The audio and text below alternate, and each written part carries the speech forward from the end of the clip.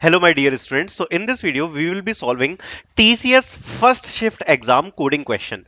It was the second coding question which was medium level asked by TCS NQT today. Okay, so many candidates actually passed the 7 by 7 test cases, but I just wanted to clarify one thing that in today's exam I have not seen the exam from my eyes, right? So this question one student told me on the call, so I have written the exact question what he had told me on the call.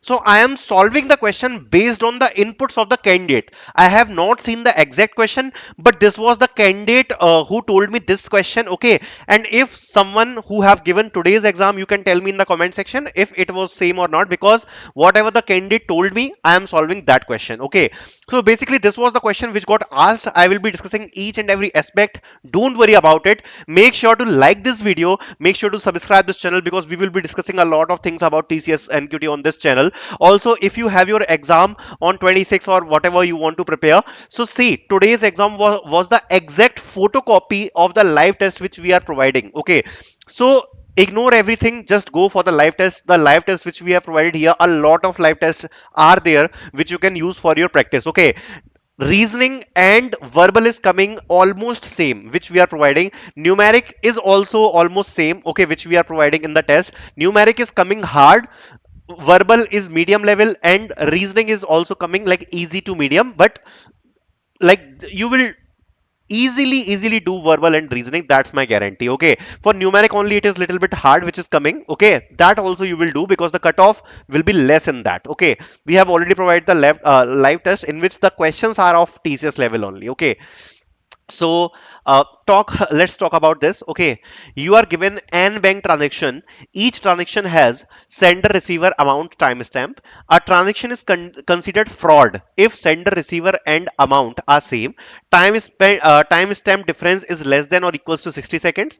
Find and print all such fraud transactions. Okay, so this is the question which student told me. The example input is given here.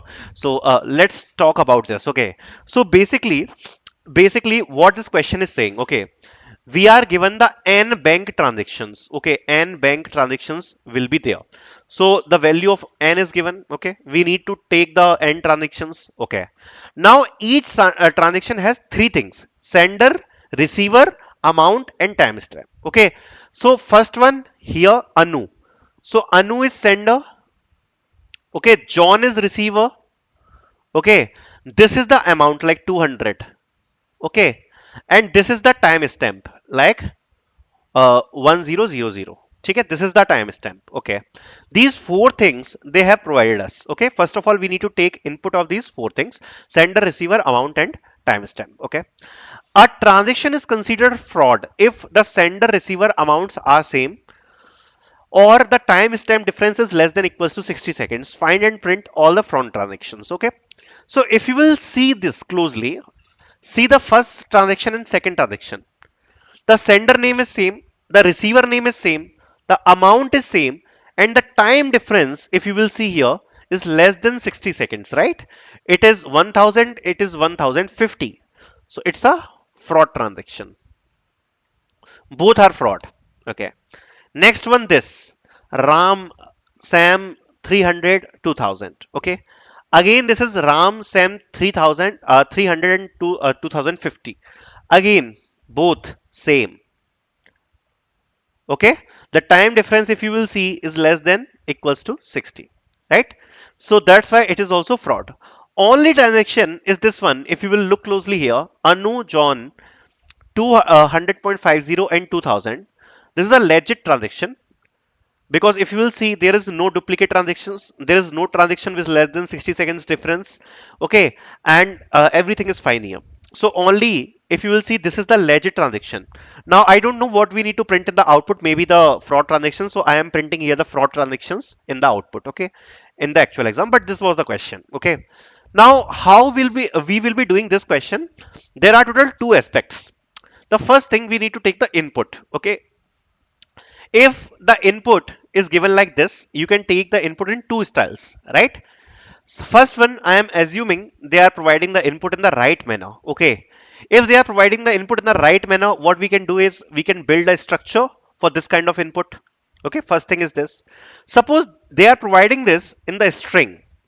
So suppose the input is provided as a string, then also we have discussed about it, right?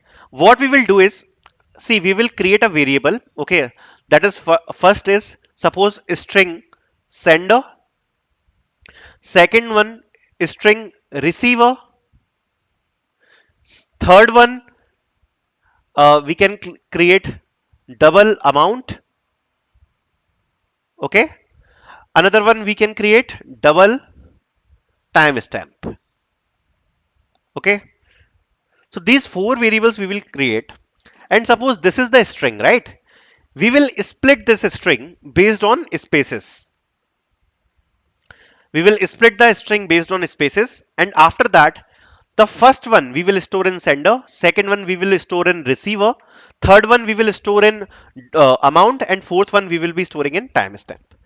So these kind of like four variables we can create, okay, these kind of four variables we can create, and whatever we are getting in the input we can one by one split them, okay, we can store them in different like strings.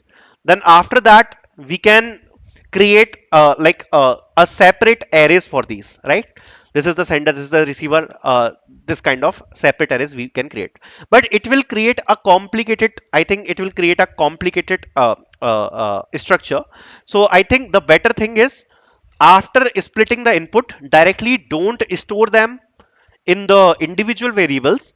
We can create a structure for that, okay, the same kind of a structure we can create, okay. So if you know how to create the structures, if you are using C++, Java, or whatever language you are using, I think this question will be easy to you, okay. So let's start.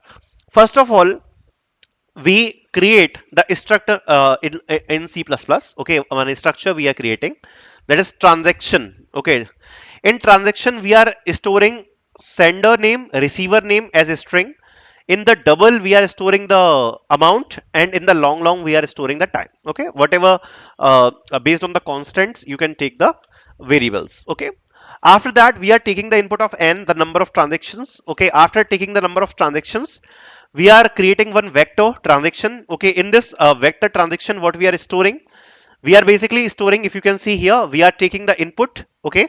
So after taking the input, this is the vector of transaction type, the name is t, okay. So in this t vector, the type, if you are seeing here, we have provided as transaction. So the type is this one, which is transaction structure, right? It will be having sender, receiver, amount, and time, okay. These four things will be there in this structure, in this array, okay. So we are taking the input. In the input, first of all, we are storing the sender name. Then we are storing the receiver name. Then we are storing the amount, and then we are storing in the time. So suppose this is the input, which is Anu, John, 200 and 1000. Suppose this is our input. So first of all, we are storing in t of I dot sender. So the first one, which is Anu, that will be stored in sender. Second one is John, it will be stored in receiver. Third one is 200, which will be stored in amount. Fourth one is 1000, which we will store in time. So our input is there in vector t, okay. So after storing that, our vector t will be looking like this, okay. There will be sender here, receiver here, amount here, and there will be transaction here, and there will be some columns. So this kind of structure will be there. In the sender it will be Anu, then there will, in the receiver it will be John, in the amount it will be 200, in the timestamp it will be 1000. This kind of structure will be there, and more inputs we will be taking, the more structures we will be storing like this only. And this will be t of 0, then for t of 1 also it will be the same structure with the different values, okay. Then we are creating one vector which is fraud, okay. In this vector, basically it's a boolean vector in which we will be storing if the transaction is fraud or not, okay. Then what we need to do is we need to compare all the transactions. See, I am not doing the optimization here. Why? Because I think the optimization is not needed in the question, okay. If it was needed, I will create one separate question and I will provide the optimized code. But I think without optimized code was working in this, like two loop code was working here, so that's why I did not optimize here, okay. So basically what we will be doing here, we will be comparing all the rows, right? all the transactions. So we will be starting one loop from I equals to 0 to I is less than n. Second loop we will be starting from j, which will be starting from I plus 1. That means from next transaction we will be starting. Okay, j is less than n and j plus plus. What we will be comparing? T of I dot sender is equals to T of J dot sender, and then T of I receiver is equals to T of J of receiver, and then T of I of amount is equals to T of J of amount, and absolute difference between T of I time minus T of J dot time is less than or equals to 60. Okay, so if the amount is same, okay, the difference will be zero. Sorry, if the time is same, the difference will be zero. Okay, and also if the time stamp is less than or equals to 60, so this kind of absolute difference will work. Also we need to compare if everything is same, like the sender name. So T of I equals to sender is equals to T of J dot sender is not. So we are comparing two transaction, right? One transaction is on ith place, second transaction is on jth place, right? We are comparing two transactions here, like we do in SQL, right? I hope you guys have written these kind of codes in SQL also.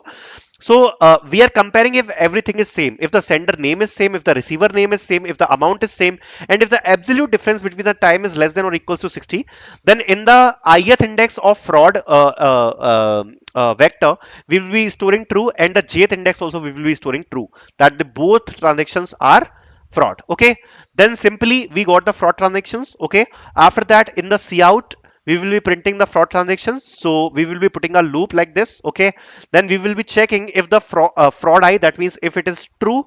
Okay, we will be printing the transaction like this, that T I dot sender, T I dot receiver, T I dot amount, and T I dot time. So this way we can print our front transaction. Now I don't know what was the exact output that got asked in TCS, but this is the main code, okay, which they asked today. I hope the question is clear. How we are comparing each record, how we are seeing the time difference, how we are storing the data. Okay, so this code is in C++ for right now. Okay, you can take the screenshot or you can write the code and you can ask the chat GPT to convert it into Java, Python if you want. Okay, so this was the logic. Okay, I hope the logic is clear, how we are storing the things, how we are doing the things. Okay, everything is clear. And if you have done this question, how many test cases you have passed, you can tell me in the comment section. Thank you so much for watching.